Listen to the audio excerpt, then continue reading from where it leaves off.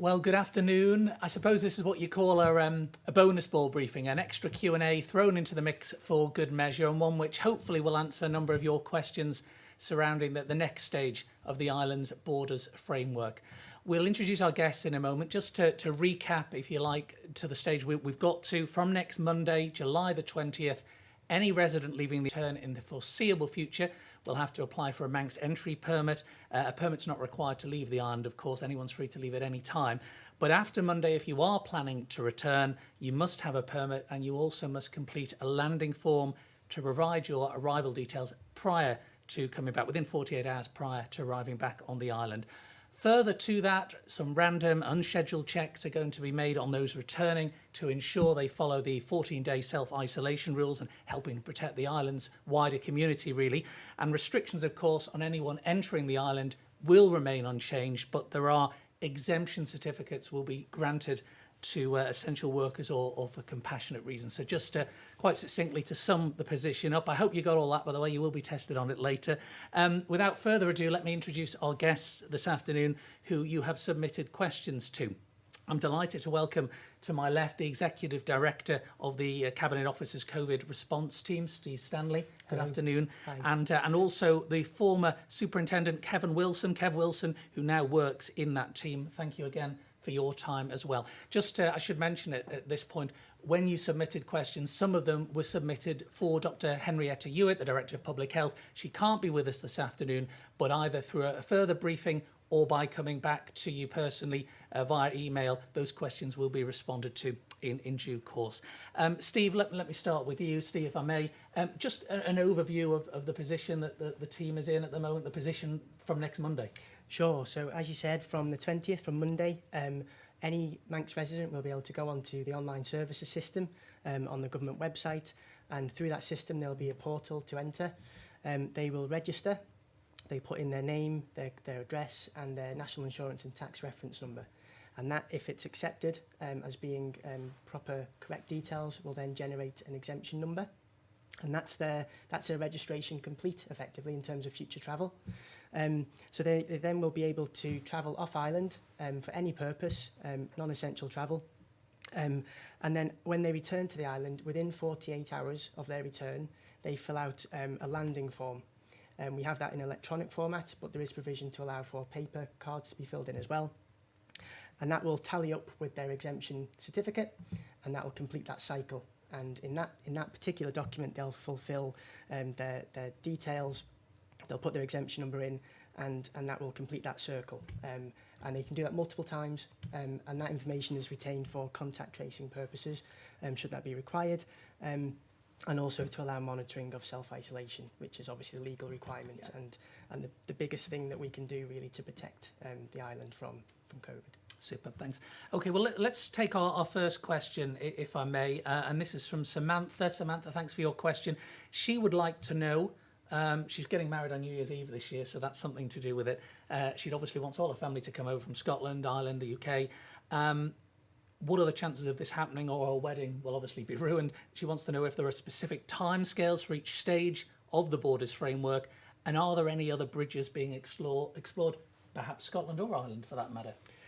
Okay, so yeah, I mean... No pressure. No pressure at all, none taken. So it's always very difficult with anything COVID related to try and guess what the future might hold. So in terms of Airbridges, if we start with that, clearly there's been a lot of publicity around the Guernsey Isle of Man Airbridge, and that's quite well established, and indeed flights are due to commence next week. I think if you look at the hallmarks of what's allowed that to happen, we've got two islands, the Isle of Man and Guernsey, that are in similar positions in relation to their COVID journey and where they've got to. And critically, we're in a similar place in terms of controlling our borders, and that being one of our greatest defences that we've been able to deploy. That is a different situation to countries that have a border with other countries, for example. So whilst we wouldn't rule out anything at this point, Guernsey is the only airbridge that we've looked into and started to make that happen. Looking ahead to level 3 in the Borders plan, that is something that would allow sponsorship of friends and family, provided that they self-isolate when they enter the island.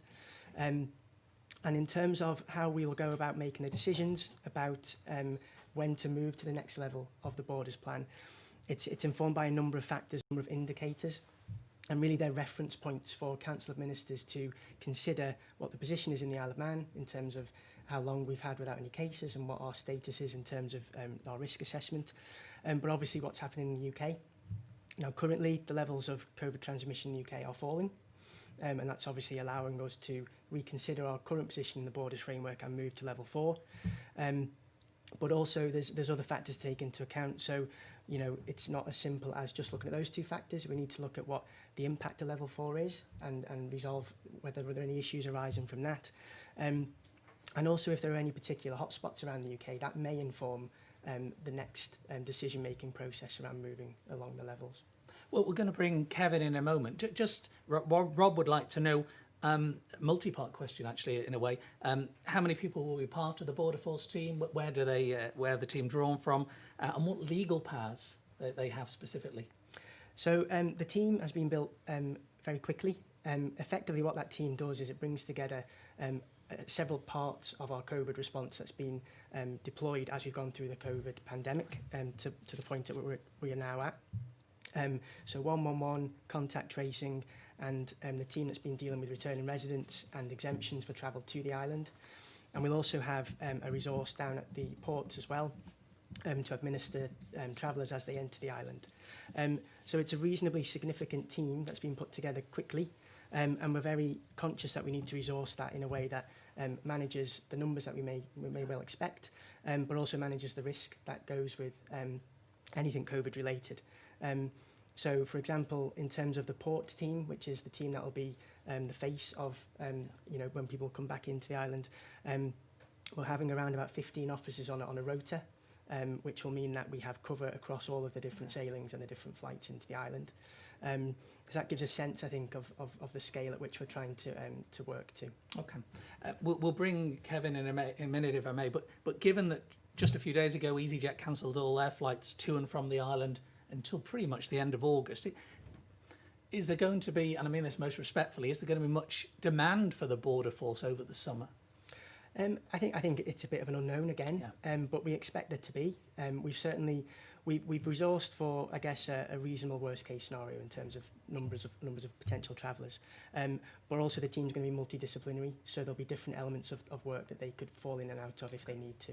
It's quite fluid. Thanks very much for now, Steve. We'll bring Kevin at this stage as well, if I may, who's obviously Senior Investigating Officer with the Testing and Contact Tracing Service. Thank you, Kev, for your time as well. Let's go to Tom Poole, because he's keen to see his partner and his family in the UK. They were given the opportunity early on as a result of a compassionate exemption, but would like to know, can government give us a clearer picture on how they're assessing the situation? I appreciate you're not one of the ministers of the day, but are you waiting? I think it's fair to say, is the government waiting for a new number of cases to go below a certain threshold? I don't know if you're privy to that information, actually, are you? Well, I mean, we have a general understanding of the decision-making process. I think what I would say to Tom is there are a number of factors that are assessed on a continual basis. That's about the rate in the UK, everything within the COVID context that has an implication for the Isle of Man. So there's multiple factors there, and given to the Council of Ministers on a regular basis, and they'll make a determination around that based on that advice. Could we be seeing lower risk countries like Ireland being allowed entry to the Isle of Man earlier than the UK, potentially? And would we expect quarantine if that is the case? Well, I think that's difficult to say at this point. That obviously depends on what's happening within those jurisdictions. Clearly, if you were to talk about Ireland, you can't talk about Ireland without talking about the island of Ireland and what that means in terms of the transport links into the UK and other jurisdictions. So you've got to consider things in the round. So it's about the broader threat picture that COVID presents the Isle of Man, and it's within that context that those decisions will be made. Do you see the Border Force becoming and again, how long's a piece of string with a lot of these points, but do you see the Border Force becoming a permanent feature going forward, given the likelihood of COVID being around for some considerable time before vaccines found?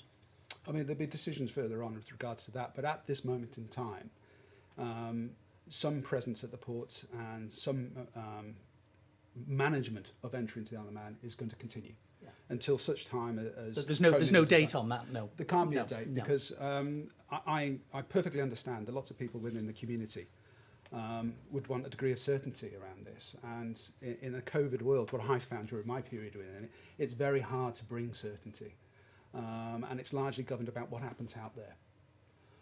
But what I do know is there are a lot of professional people keeping a weather eye on that and providing the advice against which those decisions will be made. Thank you. Steve, I'll bring you back in if I may at this point, because just moving on, and again, if this is not a suitable question, it will be put to a minister going forward. But given that you're involved in the daily discussions and the high level meetings, can either of you tell me, is the government's plan at this stage based on self-isolation and sort of sitting back really until infection levels drop in other places? So I think it's fair to say that self-isolation is definitely a key component of allowing us to open up the borders from where we are now, and it will remain a feature, in my view, for some time to come. Clearly, if there is a suitable vaccine that's found that can be demonstrated to work, or indeed a treatment or a combination of the two, that may well assist in reducing the period of self-isolation. But as things stand at the moment, that is very much part of moving to level 4, and it's, as I say, it's a really key component in keeping the island safe, but allowing travel across the border in a more opened up way, and trying to support not just the threat from COVID, but also enable the socio-economic aspects of the island to continue to improve. Helen has been in touch. Thank you, Helen. She would like to know, what is the criteria to decide upon moving between the border reopening phases? You've touched on that, but for example, does the R rate in the UK need to be at a certain level, or the number of new cases need to have fallen to a certain number? Yeah, so that's definitely part of the picture. So it's part of that indicator set of things that Council will be reviewing, and there are points at which that's part of the criteria, is it? It is part of the criteria, and it's part of that trigger point to suggest that, and the next level may be possible to move to. But there's a range of indicators, and not just one single thing would enable that decision to be made. It's a balance of risk and what's right for the island at the end of the day, and the people of the island. Brian Wood also has been in touch. He says, is there a possibility the border situation could move at different paces depending on where people are travelling to and from? Again, Kev's really touched on that. But he says, as the situation re-COVID is a lot better in Ireland, in the UK, do you think could potentially allow border restrictions to move to level 3 or 2 between the Isle of Man and Ireland while keeping it at level 4 in the UK? Just a little further expansion really on that earlier question. Yeah, I suppose we couldn't rule it out completely as a possibility at the moment to do that, and certainly in terms of what we're working to at the moment, it's a move to level 4 for non-essential travel for Manx residents. We have to consider how we can administer it and how we can do that in a way that is streamlined and works to ultimately manage risk. So whilst I wouldn't rule it out, it's not something that we're looking at right now. No, and just one more from Sue as well. She feels that the island is currently coronavirus free, and I think it's about 55 days now as we speak. The lack of control with the next step on July the 20th seems crazy, she says. What's your response to that? I mean, you can understand her frustrations, I would think. Yeah, and I sympathise with Sue and others who have that view, because I think we've seen that in society right the way through the COVID pandemic. We've seen people who have felt that things are too restrictive, and others that would like us to be more restrictive. I think what I would say is that there are controls in place. There are mitigation factors in place around self-isolation, around the team that we're building to ensure that we control and monitor as best we can. And of course, there are penalties in legislation as well to deal with any breaches through the constabulary if they see fit to do so. So whilst I accept that, we have to move with what we see across the water in other jurisdictions, our own situation on the Isle of Man, and rely on the resources that we have in place through 111 and contact tracing as well. We are in a different position to where we were at the start of the pandemic because we've built that resilience in the team, we've grown our expertise, and we can rely on that to help us through the next stages. It's an obvious question. It's been asked before, and it's one which will be asked again. But why isn't there going to be coronavirus testing at the airport and the port, ferry port, with mandatory isolation travellers until the results are available? So the issue of testing, I think, has been discussed in a number of times, and it's probably one that probably does need a public health input. But I think the key thing at the moment is trying to get any regime that is suitably reliable and would give a result that would manage the risk to an acceptable level. And it goes back to that point that our best defence at the moment is the 14-day self-isolation. We know that there are trials ongoing in other jurisdictions, and we're looking at those carefully through the public health team and DHSC. But as things stand, our position is that the 14-day self-isolation is the best defence as part of moving to level 4. And again, it's, I say, an age-old question for months now, but they've been saying, why are only those who have travelled are required to quarantine? Other members of the same household can interact and then go out and mix freely. So again, I think it comes back to risk and the management of that risk. The situation in the UK and further afield is changing, it's improving, and our current status on the Isle of Man, as you said, is plus 50 days COVID free, which is a fantastic landmark to have achieved. But I think we're at that stage now where we can start to, in a carefully controlled, managed way, open up non-essential travel. We can put in place suitable mitigations in terms of isolation requirements, which are legal requirements, and we can also ensure that we can monitor and enforce that. And at the end of the day, it's about asking the public to continue, as they have done all the way through this, to do the right thing and make the right decisions for them in support of the community as we continue to live with COVID. Thank you, Steve. Kev, back in the hot seat, if you're happy with that. And another question that's come in just a short time ago, actually. Returning resident due to fly back August the 3rd. Does he need to do anything differently?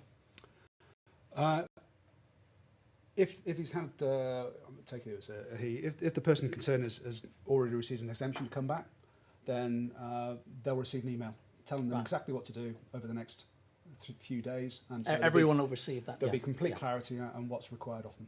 Okay. And another, this is from John. His brother's resident on the island. He lives alone, elderly and infirm, has not been able to visit him since February. He would like to inquire if level 3 is achieved in the framework over here, whether he'd be able to visit him and remain isolated in his property for less than the 14 days that would normally be required by quarantine regulations. I'm reading into that a little. That's an if. Yeah, I'm reading that a little into this, in so much as the person is travelling from the UK over to the island, and they would wish to return to the UK. When that comes around, we will be in a position to facilitate that. There'll be conditions attached to that, but we will be able to do something. Yeah, he actually says he asks because being away from home in the UK for 2 weeks would be difficult for him. He's after some clarification. He'd travel directly by car on the boat from the ferry and return the same way. Yep, there'll be a process for them to follow, and they'll receive really explicit instructions of what to do when they're here, and we should be able to facilitate those circumstances. A question from Mark. If you were due to move to the island, whether that be to work, to family, business, etc., and can show evidence that you've entered into a legally binding contract to establish a business, purchase a property, does that qualify you for an exemption now, or from Monday, to apply to travel here? It qualifies you now. It does qualify you now. Yes. Yeah, super. Okay, and just a couple of quick fire ones here that a few people have come in from. They're obvious ones, but it'd be good to answer them just like that. How does someone get a Manx entry permit? If we can just recap that, and if they have to leave at short notice, can they apply for a permit after leaving the island? Yes, the Manx Online Services, go into that, it'll be readily apparent. Travel notification scheme's there, enter that portal, it'll tell you what to do, and it's very, very quick. If they have to go tonight and they haven't had time to go onto it, they can do that. All they have to do is, before they return, register online. You'll receive an email to say you've been successful or not. And then all you have to do is the e-landing form on arrival, and it's as simple and straightforward as that. You've been saying that in your sleep, I think. That it's up there. What about animals? What about animals? People travelling with animals? There's no restrictions. There's no restrictions on that at all. Okay, lovely. Just a bit of guidance, really, just to wrap things up. Arriving back on the island, this question is asking, how should I get home to minimise contact with others? Okay, I know this has been said a number of times over the last few weeks, but if you could just recap No, that it's a really important question. We're asked it quite often. So, can I go on a public bus? No. Can I pre-order a taxi? Yes. And that can get you home. If I arrive in my own vehicle, clearly that can get you there. If I've left the vehicle at the airport or the seaport, can I use that? Yes, you can. And if you're going to come and stay with your family, can they come and pick you up? Yes, they can. And you go home with them. Super. Thank you for your time. I'll just bring you, Steve, in for one last one. Bit of a curveball this from Mark, but we'll ask it anyway, because that's what we're here to do. He says it's fair to say for the majority, unless there is an emergency, it's going to be too inconvenient to travel off island and then self-isolate for 2 weeks.